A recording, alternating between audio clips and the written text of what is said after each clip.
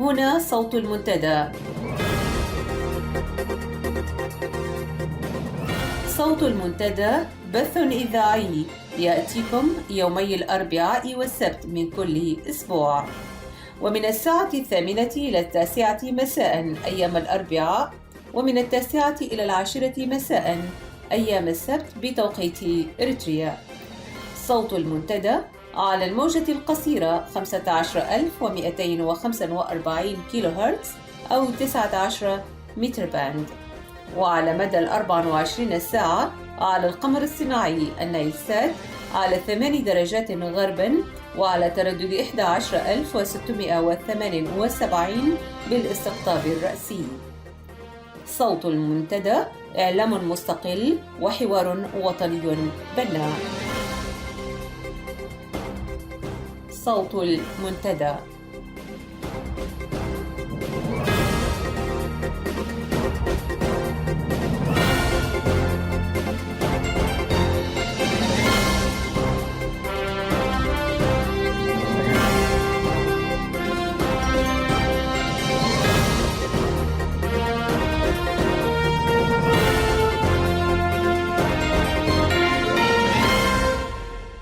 المستمعون الكرام، مساء الخير وأهلا بكم في صوت المنتدى.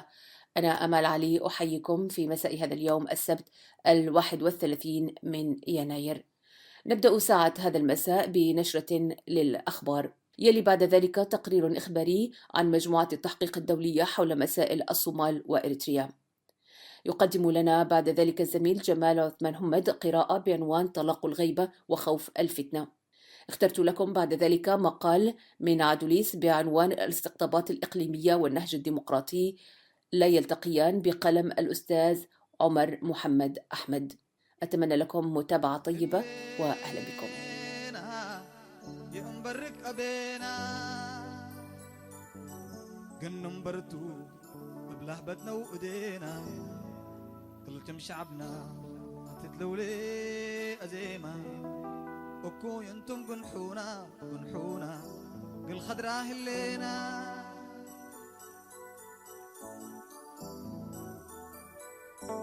حلينا ينبرك أبينا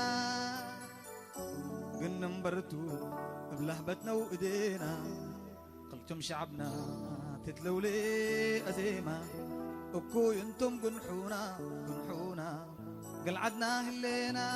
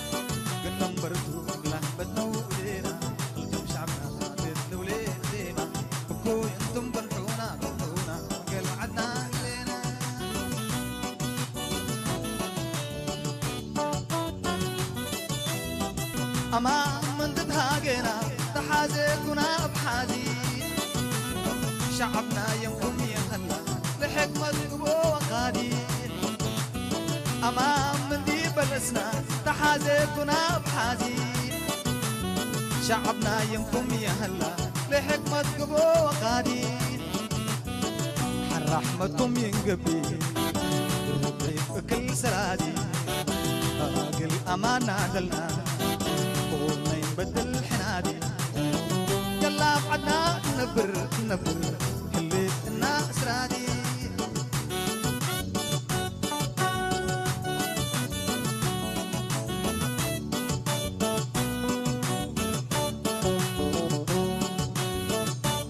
بتتحلموا ينغلبك وكم حديكم تحلموا ينعقلوا لسانكم وينغلكم زمو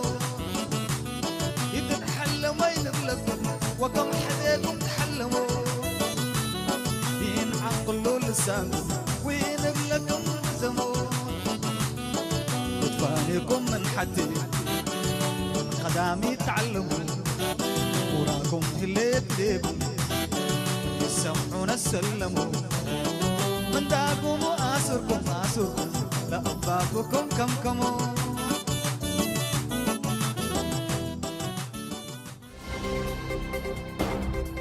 صوت المنتدى.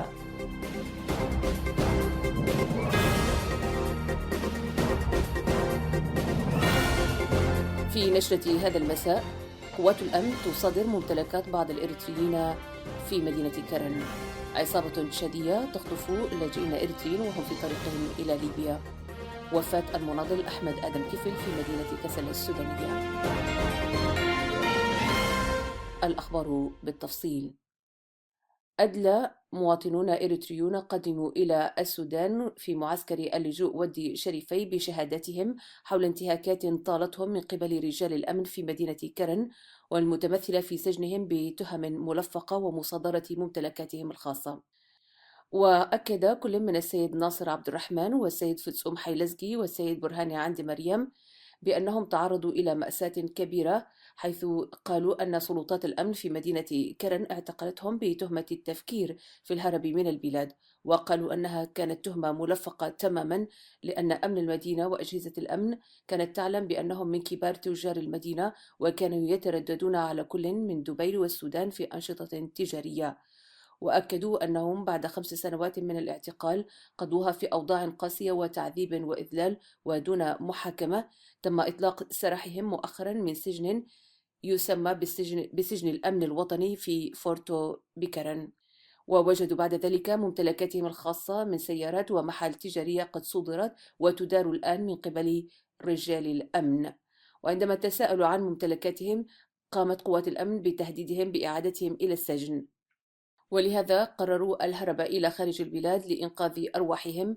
فضلا عن هذا، أوضحوا بأن عمليات مصادرة ممتلكات من المواطنين من قبل بعض المتنفذين عبر إلصاق تهم غير حقيقية أصبحت من الظواهر المألوفة في إريتريا. وعلى ذات الصعيد، ذكرت مصادر المنتدى من أسمرة أن مواطنا أريتريا في حي ججرت بالعاصمة أسمرة قام في 15 من يناير الحالي بطعن عقيد عسكري بالسكين عندما حاول العقيد إخراجه عنوة من منزله منخفض الإيجار. اعترضت عصابة مسلحة تشادية مجموعة من اللاجئين الإريتريين في 18 من يناير الجاري أثناء عبورهم الصحراء الكبرى متجهين إلى ليبيا ومنها إلى أوروبا بحثا عن حياة آمنة. هذا وقد أطلق أفراد العصابة النار على اللاجئين. سقط على إثر ذلك أحد السائقين وإثيوبيين وفتاة إريترية، واقتيد البقية إلى منطقة أورنجا على الحدود التشادية، وطلب منهم بعد ذلك الاتصال بأهليهم ودفع مبلغ $4000 أمريكي مقابل إطلاق سراح كل منهم. وبالفعل بدأت استجداءاتهم السبت قبل الماضي، وأطلق سراح كل من تمكن من دفع المبلغ عبر أرقام هاتفية في الإمارات وإريتريا والسودان. ومن لم يتمكن من الدفع يعاني من ظروف قاسية كالعمل في تنقيب الذهب بصورة تقليدية، بالإضافة إلى تعرضهم لانتهاكات غير إنسانية خاصة للاغتصاب الجنسي لكل من الذكور والإناث. توفي يوم الخميس 29 من يناير الجاري في مدينة كسلة المناضل أحمد آدم كفل، وهو مناضل له باع طويل في النضال في جبهة التحرير الإريترية. وحسب البيان الذي أصدرته اللجنة التنفيذية للجبهة، ولد الشهيد أحمد آدم كفل في مدينة أوردات عام 1935. بدأ نضاله السياسي فيها وهو في ريعان شبابه عبر نشاطه الحيوي والفعال في الخلايا الداخلية والسرية للجبهة داخل المدن المحاصرة بقوات الاحتلال المدججة بكل أنواع الأسلحة.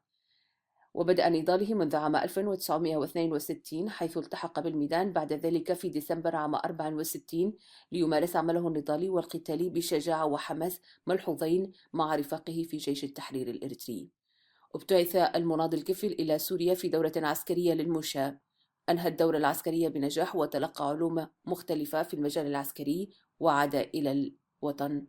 رحم الله الشهيد كفل، والصبر والسلوان العزاء لأسرته ورفاقه. نهاية النشر.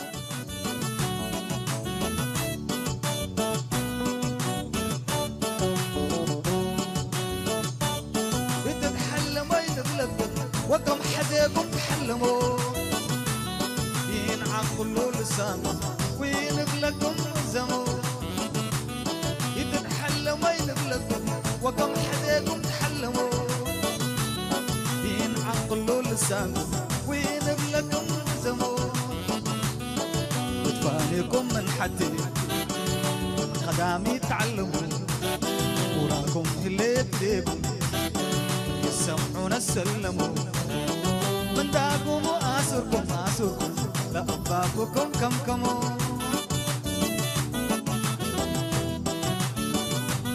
حوانيكم شعبنا وديك أوريل التنكار الريا ودنانا لكل نادي ما نتأكد حوانيكم شعبنا وديك أوريل التنكار الريا ودنانا لكل نادي ما نتأكد ساعات قروي نسمع لا نقبي ونحسن ما هرحبنا ولادا كما تدوى تسكن أستادي بوم أشكر أشكر خير وفتلاق النركان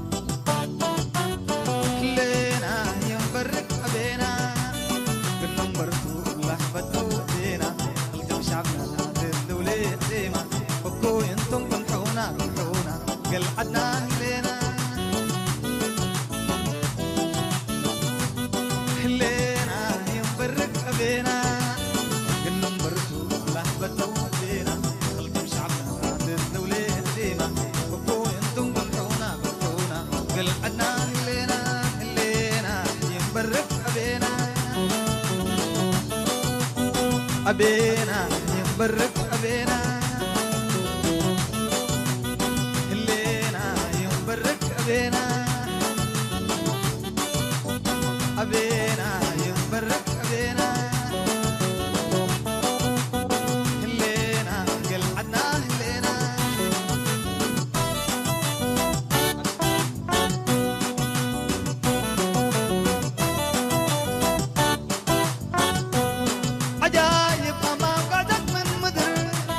وحست بس حد يبشفر جبورينا ومستقر أزي ما دي ما يتحسبهم بالله لنا يبدير لك كله وواقينا نخجله أكيد قلوب الشعبنا الأمما تاريخ بدير داقما حقا ودوجا قما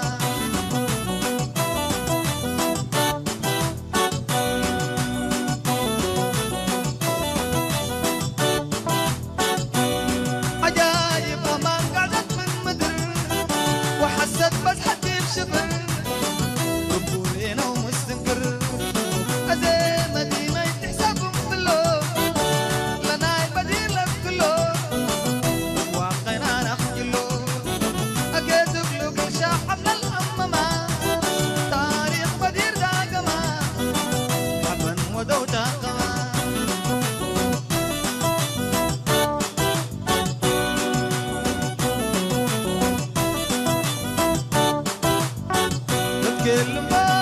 كلمة بيتعلم يبو شلالي ضمنا يطلع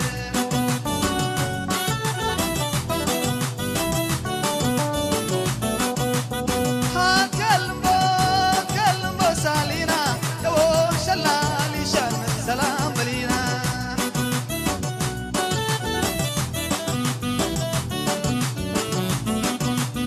ها كلمة بيتعلم شلالي ضمها يطلع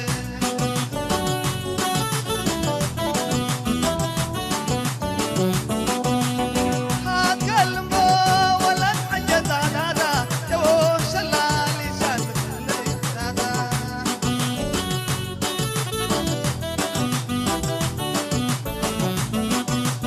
هاتكلموا غطان قرم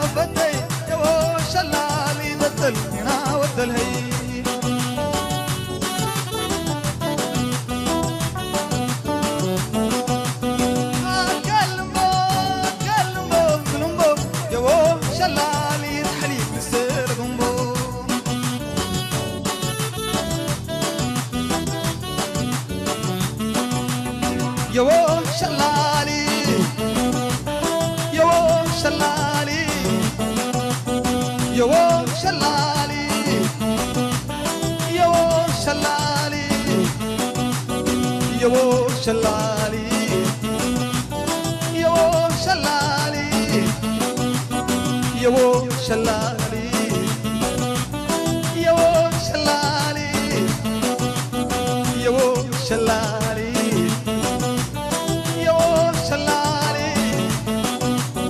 يو شلالي يو شلالي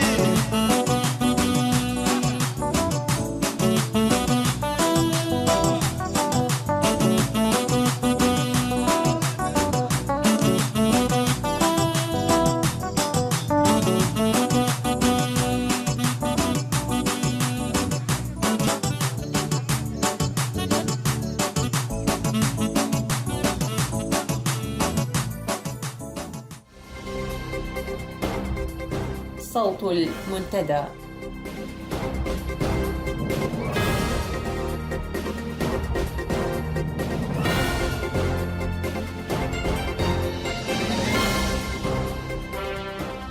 وفيما يلي أعزائي المستمعين نمر على تقرير إخباري عن مجموعة التحقيق الدولية حول مسائل الصومال وإريتريا.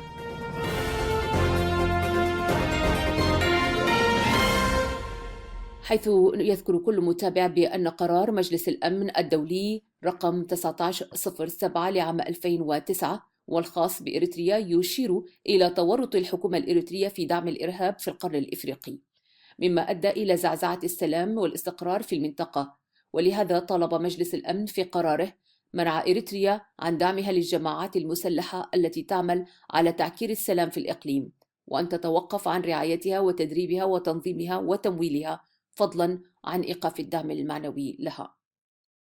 مجموعة التحقيق الدولية في مسائل إريتريا والصومال هي فريق من المحققين يتكون من 8 أعضاء تراقب إريتريا والصومال للامتثال لعقوبات الأمم المتحدة في هذا الشأن. خلصت مجموعة التحقيق إلى أن حكومة إريتريا تدرج المجموعات المسلحة في الإقليم ضمن آليات سياساتها الخارجية الضاغطة على إثيوبيا، وتبين أن دعم حكومة إريتريا لمجموعة الشباب الإرهابية في الصومال يتسم في مسائل ذات بعد فني دقيق وهي سرية للغاية، لكنها بشكل واضح وصريح تدعم وتدرب وتسلح وتؤطر المجموعات المسلحة داخل إثيوبيا في منطقة أوغادين. وعبر هذه المجموعات تعمل حكومة إريتريا على دعم مجموعات الشباب الصومالية الإرهابية.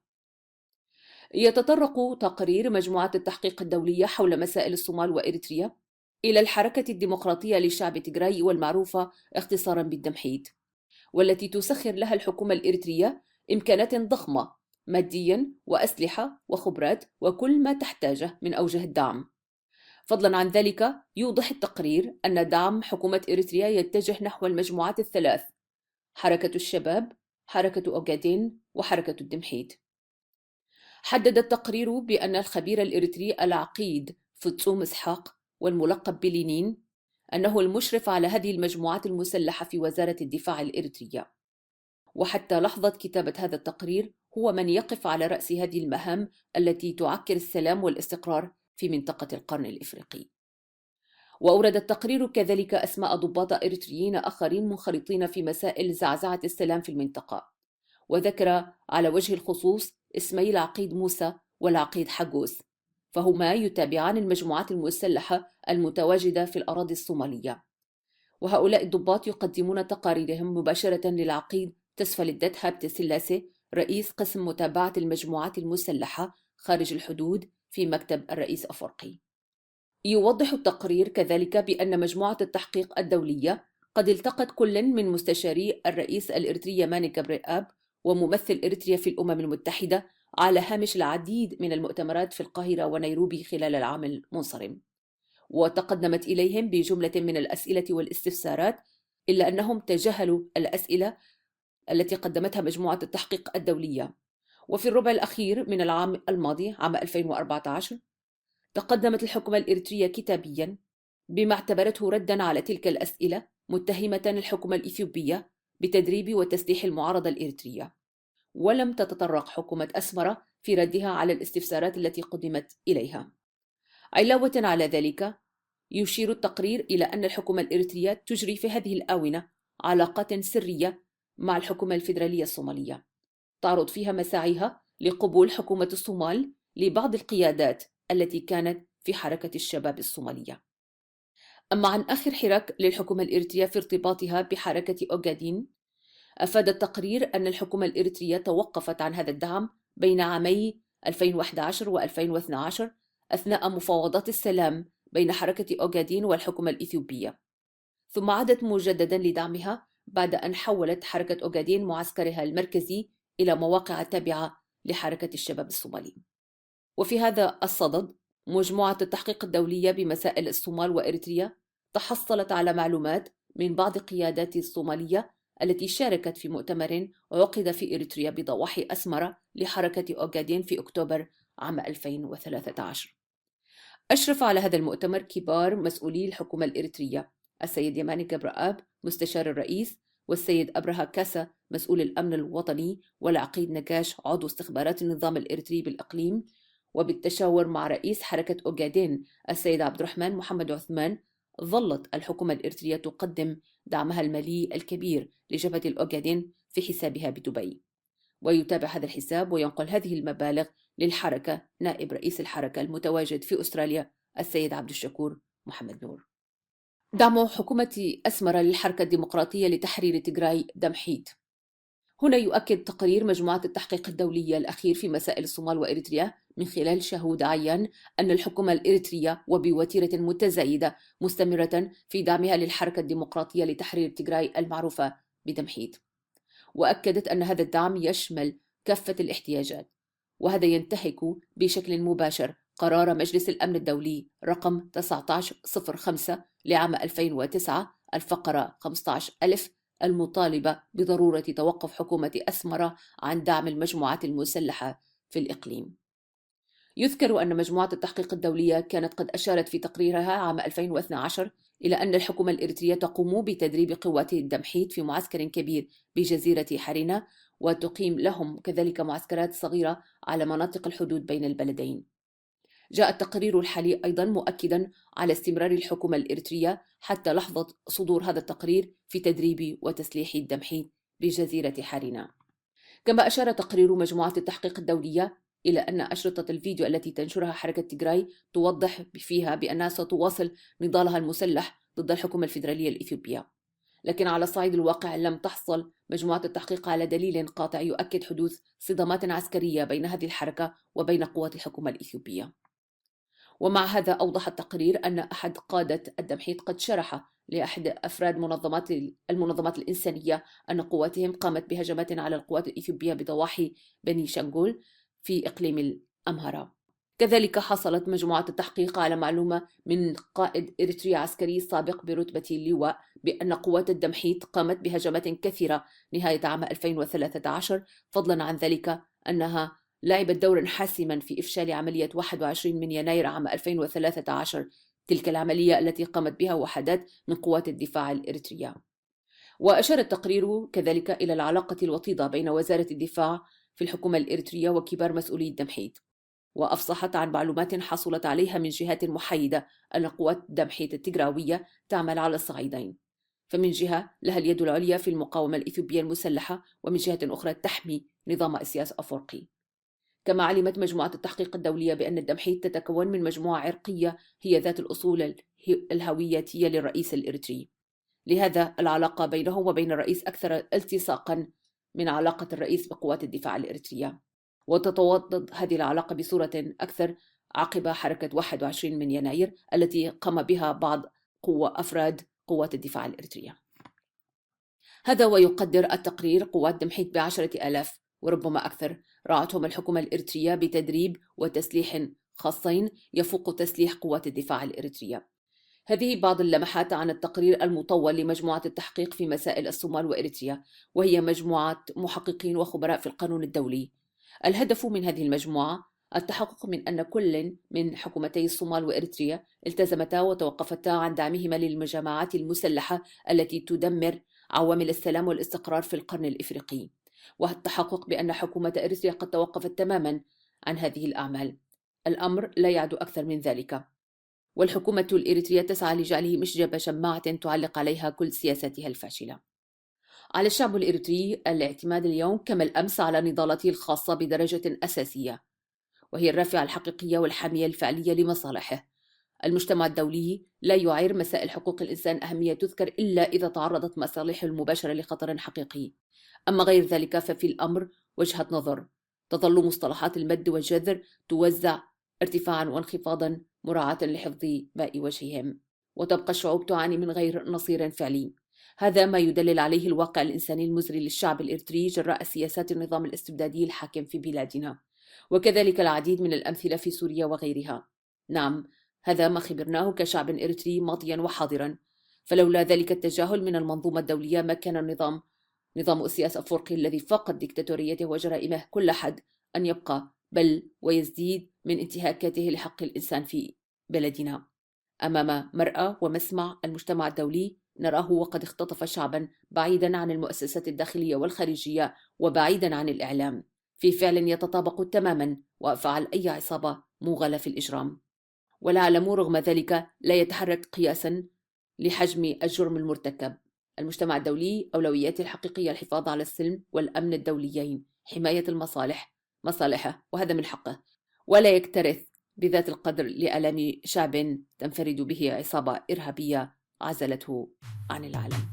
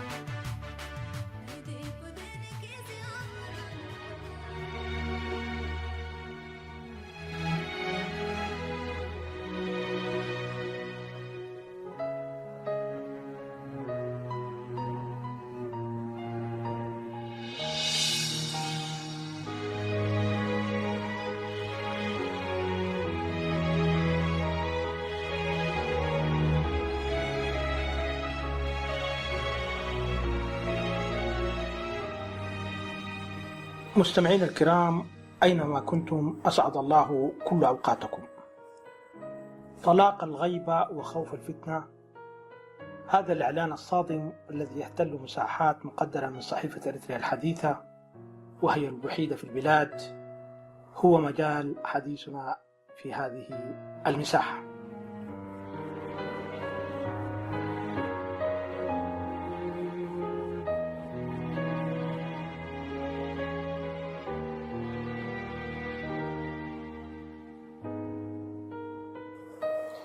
مجتمع الكريم، بينما ينشغل الناس بضرورات النضال من أجل التغيير السياسي وإسقاط الأنظمة، تعتمل وتظهر وتطفح الكثير من المشكلات الاجتماعية العويصة والفاتكة بجسمه لتهتك النسيج المجتمعي، وقلما يلتفت الناس إليها. أما الساسة فحدث ولا حرج.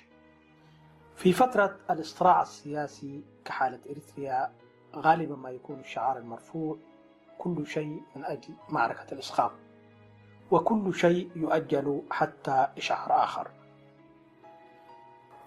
إلا أن المشاكل الاجتماعية التي تظهر وتتفاقم يوما إثر آخر لا يمكن تأجيلها. من هذه المشكلات الاجتماعية ما يمس الأسرة مباشرة، وهي كثيرة ومتعددة ومتداخلة، وكلها ذات منشأ اقتصادي اجتماعي وسياسي وأمني. لنتحدث هنا عن ظاهرة إيقاع طلاق الغيبة وخوف الفتنة من داخل المحكمة، والتي تزدحم بها محاكم الأحوال الشخصية في إريتريا.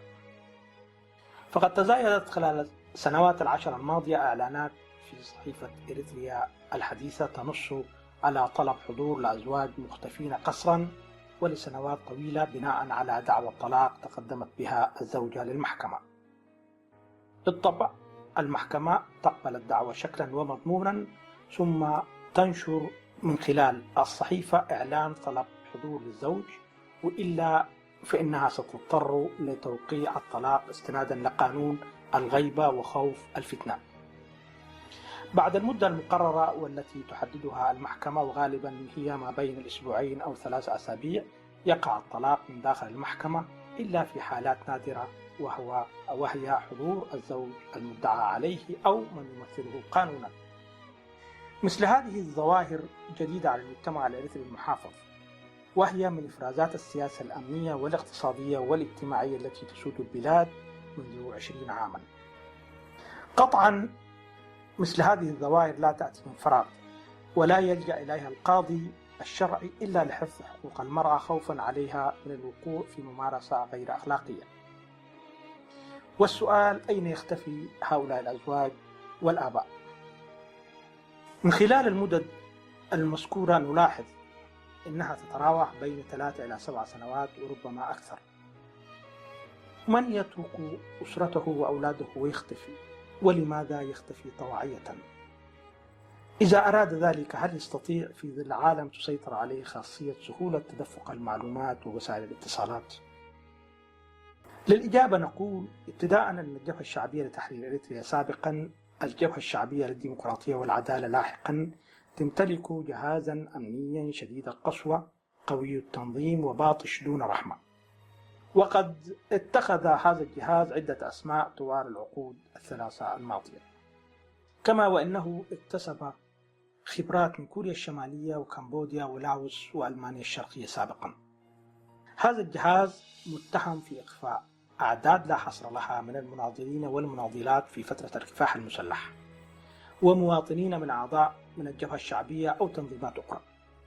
نذكر منهم على سبيل المثال للحصر هنا المناضل محمد علي حرامي تاي الذي اختفى قسرا في 80 القرن الماضي في مدينة برسودان، والمناضل الشعبي عجة حنة الذي اختفى أيضا من كرن، وغيرهم. ثم في عهد الدولة اختفى الآلاف وقتل المئات في مختلف المدن الإريترية، والكثير من هؤلاء رعايا لدول مجاورة. دائرة هذا الجهاز الأخطبوطي تضيق وتتسع حسب نوع العمليات في الداخل والخارج، ويستخدم العشرات من أعضاء الجبهة الشعبية أو من خارج عضويتها، ويديره مباشرة الرئيس إسياس أفورقي وثلة قليلة من القيادة الإريترية الحاكمة. ومن خلال الرصد يتضح أيضا أنه يستخدم كل أجهزة ومرافق الدولة لصالحه كمخافر الشرطة ومعسكرات الجيش والوزارات والمصالح الحكومية. هؤلاء الذين تتحدث عنهم الإعلانات الصادرة عن محاكم الأحوال الشخصية بتهذيب شديد هم من ضحايا هذا الجهاز الأمني الإرهابي. المسؤولية الأولى عن اختفاء هؤلاء ومصيرهم تقع على رأس النظام والحلقة الضيقة التي تحيط به ثم تتسع قليلا قليلا لتشمل حتى الأفراد الذين يخفون المعلومات ويتسترون عليها من كل أجهزة القمع والحزب الحاكم والشرطة وغيرها، وإن لم يشاركوا في العمليات الغذرة. المسؤولية الأخلاقية والوطنية والدينية تحتم على هؤلاء وبما يتوفر الآن من وسائل الاتصال الإبلاغ عن المختفين أو على أقل تقدير حفظ المعلومات عن الأشخاص المتواجدين في الأقبية أو الذين يتوفون تحت التعذيب أو أثناء عمليات النقل من معتقل لآخر أو بالأمراض إلى آخره، لأن سكوتهم سيعرضهم للمساءلة القانونية. والقوانين الدولية أصبحت تتسع عالميا تبعا لتوسع الجرائم. على المنظمات المدنية الإريترية في الخارج أن تتبنى مراكز لرصد هذه الأسماء التي تنزل باستمرار في النسختين، في النسخة العربية، وتحديد القوائم حسب التواريخ والمدن والبلدات والقرى وأسماء المحاكم، فهي قطعا سوف توصل الناس لمعلومات من خلال المتابعة والتدقيق. على الجميع أن يتكاتف ويتعاون بعيدا عن الخلافات السياسية التي تعصف بالمعارضة من أجل وطننا وأسرنا. على جمعة التحرير أو مجموعة جمعة التحرير تقع أيضا مسؤولية كبرى، وهي عمليات الرصد المستمر لهذه الصحيفة الوحيدة في البلاد. تحية لكم ودمتم بأمن حتى السبت القادم.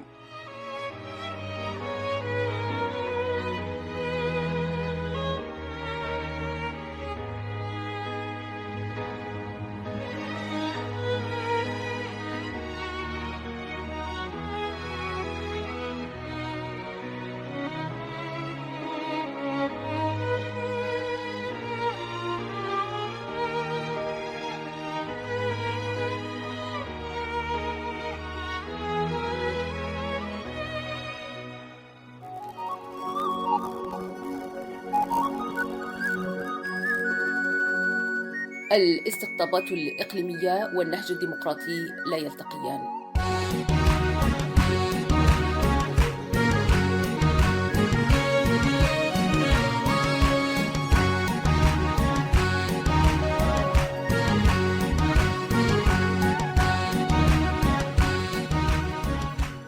حينما نتناول الإقليمية لا نعني الانتماء إلى إقليم ما، إنما نشير إلى الميول أو التيارات التي تثير النعرات الإقليمية، والتي نقر بأنها تناقضات ثانوية لابد من معالجتها عبر حوار ديمقراطي وصولا إلى استقطابات سياسية تحقيقا لأهداف آنية تتناقض تماما مع مصالح النضال الديمقراطي.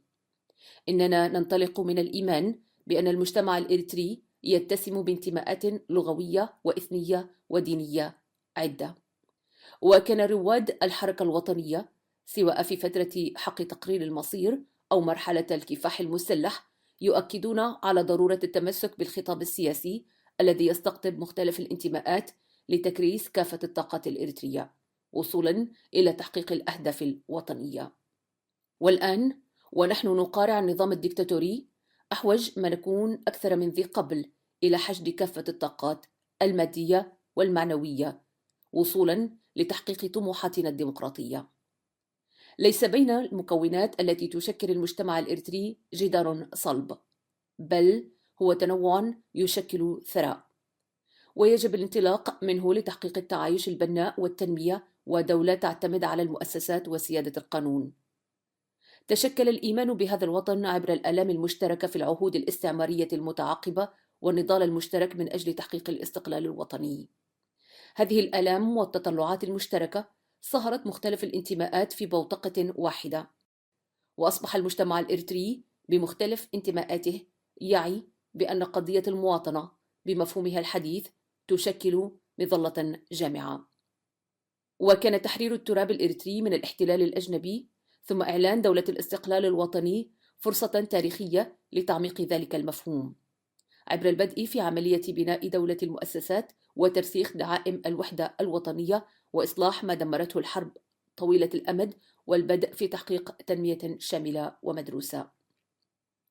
بيد أن الجناح المتنفذ في قيادة الجبهة الشعبية لتحرير إريتريا تشبث بسياسة الإقصاء ورفض نهج الحوار مع سائر القوى الوطنية، وانغمس في ممارسته المغامرة، وكانت النتيجة الأزمة الخانقة التي يمر بها الوطن والتي تهدد بإعلان إريتريا دولة فاشلة.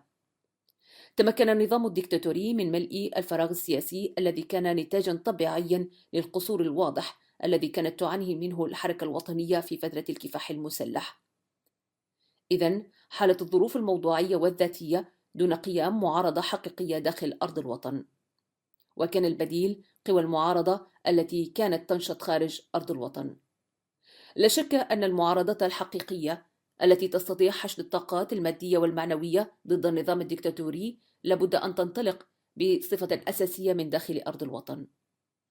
ومع ذلك فقد أنعش تحرك قوى معارضة الخارج آمالا عريضة في صفوف الجماهير، أملا أن تتمكن تلك المعارضة من خلق مناخ سياسي ملائم لخلق معارضة حقيقية وقوية داخل أرض الوطن تهز أركان النظام الراهن وتقيم البديل الديمقراطي.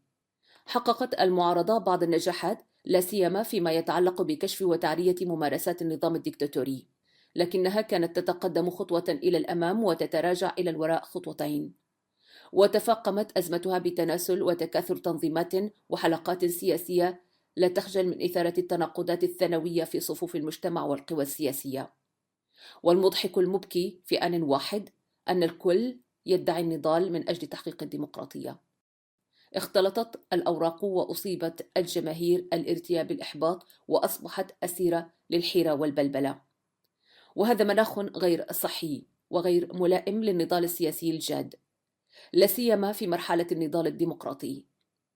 ولهذا نحن أحوج ما نكون أكثر من أي وقت مضى إلى امتلاك وضوح الرؤية والابتعاد عن العبارات والجمل الفضفاضة والتشبث بالقاموس السياسي الواضح الذي لا يحتمل اللبس والغموض، واعتماد الشفافية في نشاطنا السياسي. من هذا المنطلق أو الفهم يجب أن نقول بصوت مسموع إن الإقليمية والديمقراطية خطان متوازيان لن يلتقيا. إن الطريق الوحيد لإسقاط الدكتاتورية وإقامة البديل الديمقراطي يمر عبر تكريس كافة الطاقات المادية والمعنوية لتحقيق أهدافنا الوطنية والديمقراطية.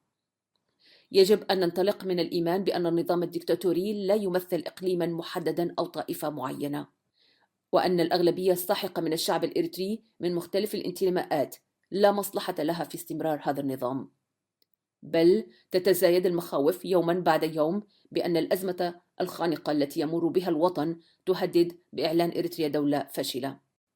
وإذا أضفنا إلى نزوع البعض إلى إثارة التناقضات الثانوية وتبني استقطابات سياسية على أسس إقليمية في ظل التحديات التي تواجه مصالح الديمقراطية والسلام في عموم القرن الإفريقي وجنوب البحر الأحمر، فإن الكيان السياسي الإريتري سيواجه خطرا حقيقيا. في ظل هذه المعطيات هناك تحديات كبيرة أمام القوى الديمقراطية الإريترية، ولمواجهة هذه التحديات عليها أن تؤهل نفسها، والمدخل الصحيح لعملية التأهيل يمر عبر القراءة الموضوعية للواقع الراهن سواء على الصعيد الداخلي أو الخارجي. ولإثراء هذه العملية لابد من مواجهة تزييف الوعي السياسي والفكري، ويأتي في مقدمة جدول الأعمال كشف وتعرية التيار الإقليمي. لماذا التركيز على هذه المسألة وتحديدا في المرحلة الراهنة؟ هناك أسباب عدة، أهمها تكاثر بعض الحلقات السياسية وتصعيد أنشطتها وصولا إلى الاصطفافات الإقليمية. ثانيا، إثارة التناقضات الثانوية بشكل عام يشكل خطرا مباشرا على الوحدة الوطنية والنضال الديمقراطي. ثالثا، التناقضات الثانوية من إحدى أقوى أسلحة الأنظمة الديكتاتورية والشمولية، ولا يمكن إسقاط تلك الأنظمة بأسلحتها المؤهلة باستخدامها. رابعا، الاصطفافات الإقليمية ثغرة يتسلل منها النفوذ الأجنبي، الأمر الذي يشكل خطراً على القرار الوطني المستقل ويخلق مناخ ملائم لاندلاع الحروب الأهلية. بقلم المناضل عمر محمد أحمد.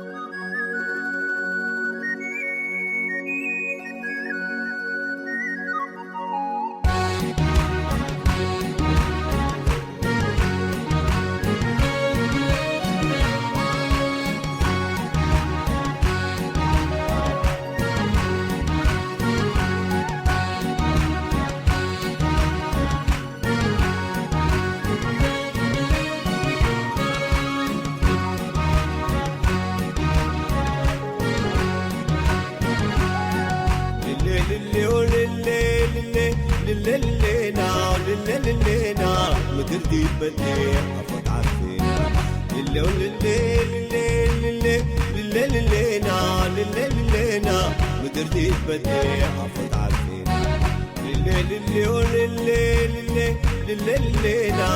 للينا مدردي بدي أفوت عارفينا كرت اللفلو شباب عدنا كرت اللفلو شباب عدنا كرت اللفلو جلاب حانا نتعب بعدنا تتلاكينا نتعمر جرادينا نتعب بعدنا تتلاكينا نتعمر جرادينا كرت اللفلو شباب عدنا كرت اللفلو شباب عدنا كرت اللفلو جلاب حانا نتعب بعدنا تتلاكينا نتعمر جرادينا نتعب بعدنا تتلاكينا نتعمر جرادينا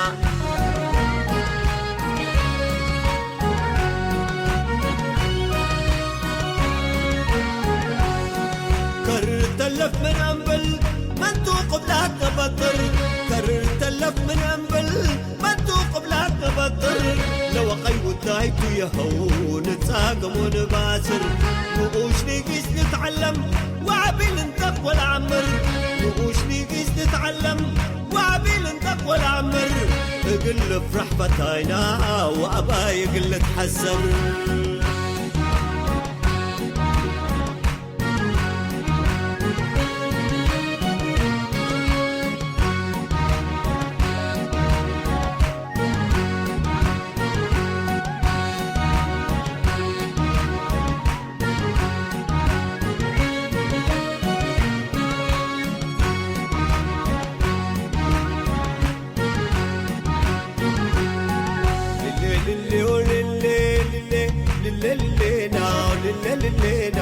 مدردي بدي أفوت عارفينا للينا مدردي بدي أفوت عارفينا للينا مدردي بدي أفوت عارفينا كرت اللفلو شباب عدنا كرت اللفلو شباب عدنا كرت اللفلو جلاب حانا نتعب بعدنا تتلاكينا نتعمر جرادينا نتعب بعدنا تتلاكينا نتعمر جرادينا كرت اللفلو شباب عدنا كرت اللفلو شباب عدنا كرت اللفلو جلاب حانا نتعب بعدنا تتلاكينا نتعمر جرادينا نتعب بعدنا تتلاكينا نتعمر جرادينا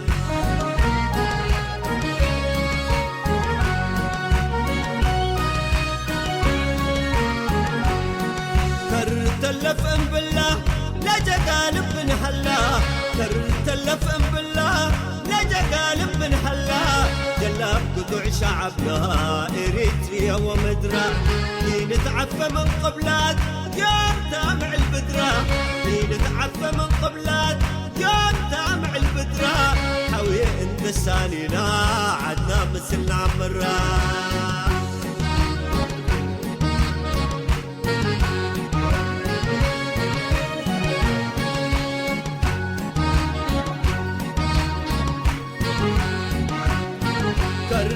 لبيناها أباي من عدق النفر كرت لبيناها أباي من عدق النفر وكرت لبيناها عدنا قلنا حرر ويومني بالكرت اللف شافنا سنة المبر ويومني بالكرت اللف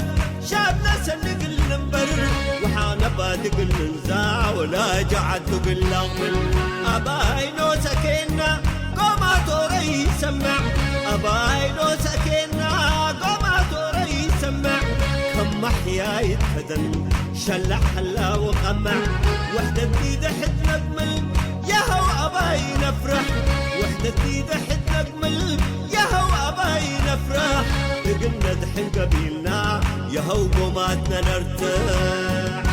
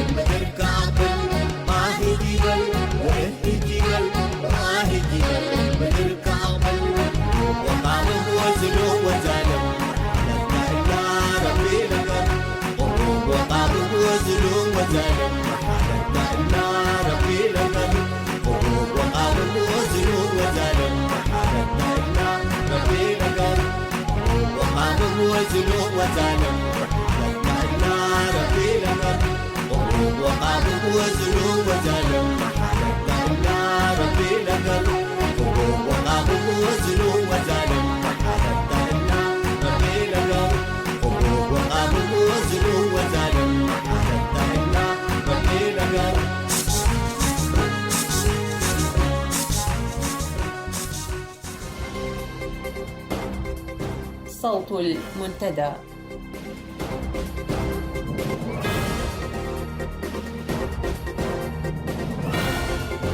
في نشرة هذا المساء، قوات الأمن تصادر ممتلكات بعض الإريتريين في مدينة كرن. عصابة شادية تخطف لاجئين إريتريين وهم في طريقهم إلى ليبيا. وفاة المناضل أحمد آدم كفل في مدينة كسل السودانية. الأخبار بالتفصيل. أدلى مواطنون إريتريون قدموا إلى السودان في معسكر اللجوء ودي شريفي بشهاداتهم حول انتهاكات طالتهم من قبل رجال الأمن في مدينة كرن، والمتمثلة في سجنهم بتهم ملفقة ومصادرة ممتلكاتهم الخاصة. وأكد كل من السيد ناصر عبد الرحمن والسيد فتسوم حيلزجي والسيد برهاني عندي مريم بأنهم تعرضوا إلى مأساة كبيرة، حيث قالوا أن سلطات الأمن في مدينة كرن اعتقلتهم بتهمة التفكير في الهرب من البلاد، وقالوا أنها كانت تهمة ملفقة تماما، لأن أمن المدينة وأجهزة الأمن كانت تعلم بأنهم من كبار تجار المدينة، وكانوا يترددون على كل من دبي والسودان في أنشطة تجارية. وأكدوا أنهم بعد 5 سنوات من الاعتقال قضوها في أوضاع قاسية وتعذيب وإذلال ودون محاكمة. تم إطلاق سراحهم مؤخرا من سجن يسمى بسجن الأمن الوطني في فورتو بكرن، ووجدوا بعد ذلك ممتلكاتهم الخاصة من سيارات ومحال تجارية قد صدرت وتدار الآن من قبل رجال الأمن. وعندما تساءلوا عن ممتلكاتهم قامت قوات الأمن بتهديدهم بإعادتهم إلى السجن، ولهذا قرروا الهرب إلى خارج البلاد لإنقاذ أرواحهم. فضلا عن هذا أوضحوا بأن عمليات مصادرة ممتلكات من المواطنين من قبل بعض المتنفذين عبر إلصاق تهم غير حقيقية أصبحت من الظواهر المألوفة في إريتريا. وعلى ذات الصعيد، ذكرت مصادر المنتدى من أسمرة أن مواطنا أريتريا في حي ججرت بالعاصمة أسمرة قام في 15 من يناير الحالي بطعن عقيد عسكري بالسكين عندما حاول العقيد إخراجه عنوة من منزله منخفض الإيجار. اعترضت عصابة مسلحة شادية مجموعة من اللاجئين الإريتريين في 18 من يناير الجاري أثناء عبورهم الصحراء الكبرى متجهين إلى ليبيا ومنها إلى أوروبا بحثا عن حياة آمنة. هذا وقد أطلق أفراد العصابة النار على اللاجئين. سقط على إثر ذلك أحد السائقين وإثيوبيين وفتاة إريترية، واقتيد البقية إلى منطقة أورنجا على الحدود التشادية، وطلب منهم بعد ذلك الاتصال بأهليهم ودفع مبلغ $4000 أمريكي مقابل إطلاق سراح كل منهم. وبالفعل بدأت استجداءاتهم السبت قبل الماضي، وأطلق سراح كل من تمكن من دفع المبلغ عبر أرقام هاتفية في الإمارات وإريتريا والسودان، ومن لم يتمكن من الدفع يعاني من ظروف قاسية كالعمل في تنقيب الذهب بصورة تقليدية، بالإضافة إلى تعرضهم لانتهاكات غير إنسانية خاصة للاغتصاب الجنسي لكل من الذكور والإناث. توفي يوم الخميس 29 من يناير الجاري في مدينة كسلة المناضل أحمد آدم كفل، وهو مناضل له باع طويل في النضال في جبهة التحرير الإريترية. وحسب البيان الذي أصدرته اللجنة التنفيذية للجبهة، ولد الشهيد أحمد آدم كفل في مدينة أغردات عام 1935. بدأ نضاله السياسي فيها وهو في ريعان شبابه عبر نشاطه الحيوي والفعال في الخلايا الداخلية والسرية للجبهة داخل المدن المحاصرة بقوات الاحتلال المدججة بكل أنواع الأسلحة. وبدأ نضاله منذ عام 1962، حيث التحق بالميدان بعد ذلك في ديسمبر عام 64 ليمارس عمله النضالي والقتالي بشجاعة وحماس ملحوظين مع رفاقه في جيش التحرير الإريتري. ابتعث المناضل كفل إلى سوريا في دورة عسكرية للمشاة، أنهى الدورة العسكرية بنجاح وتلقى علوم مختلفة في المجال العسكري وعاد إلى الوطن. رحم الله الشهيد كفل، والصبر والسلوان العزاء لأسرته ورفاقه. نهاية النشر. وفي ختام ساعة هذا المساء مستمعي الكرام، أشكر لكم حسن المتابعة. لكم تحياتي وتحيات فريق الإذاعة، إلى أن نلقاكم يوم السبت القادم. تصبحون على خير.